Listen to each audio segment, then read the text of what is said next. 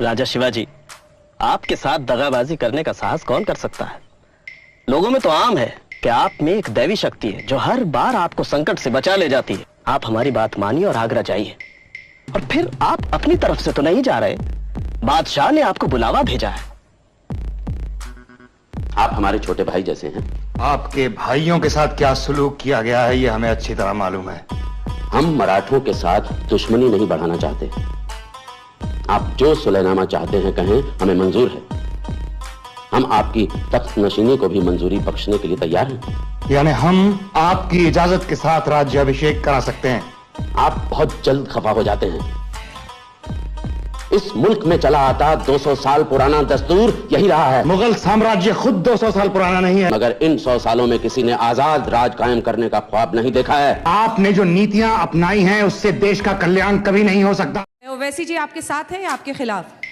देखिए, ओवैसी जी बड़े नेता हैं, एक बड़ा जन समुदाय उनके साथ में है और बीजेपी के साथ तो उनका कभी मुझे नहीं लगता है कोई संबंध हो पाएगा।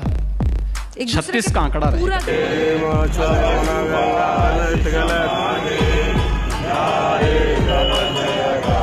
कभी कभी झुक के भी बात कर लिया कीजिए। नहीं सर, झुकना मुझसे नहीं होता सर, झुकना नहीं होता। मैं सिर्फ अल्लाह के आगे झुकने वाला हूं।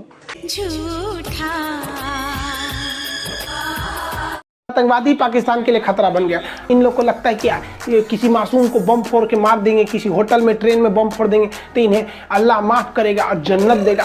देखिए, आतंकवादियों को माफ करना या ना करना ये अल्लाह का काम है, लेकिन आतंकवादियों को अल्लाह तक पहुंचा देना ये हमारी इंडियन आर्मी का काम है। हिंदू धर्म की रक्षा में सबको तलवार थमा दूंगा, इतिहासों में फेर करे उसकी हस्ती को मिटा देंगे। सत्यों की संतान है हम, कुछ भी करके दिखला देंगे।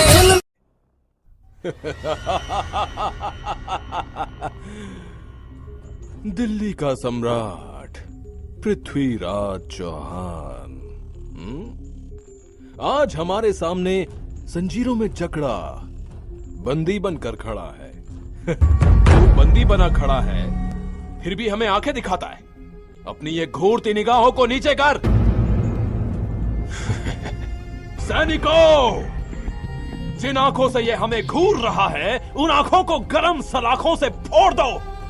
मोहम्मद गौरी, तुमने सम्राट पृथ्वीराज को बंदी बनाकर उनकी आंखें फोड़ दी।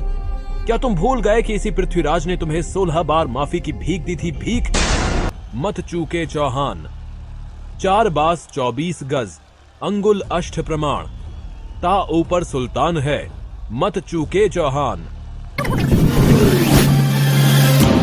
5 गांव मांगने वाले पांडवों का संदेशा लेकर जब मधुसूदन कृष्ण हस्तिनापुर गए थे, तब ऐसे ही एक अहंकारी दुर्योधन ने उनकी बात नहीं मानी थी।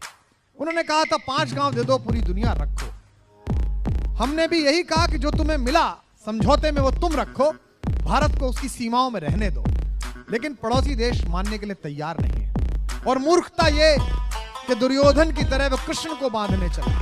जो कृष्ण ने कहा था वही हम इस मंच से कहते हैं कि हितवचन नहीं तूने माना। हमने तेरे हित की बात कही थी, हितवचन नहीं तूने माना। मैत्री का मूल्य न पहचाना तो ले मैं भी अब जाता हूं, अंतिम संकल्प सुनाता हूं। याचना नहीं अब रण होगा, जीवन जय या कि मरण होगा। दुर्योधन रण ऐसा होगा फिर कभी नहीं जैसा होगा।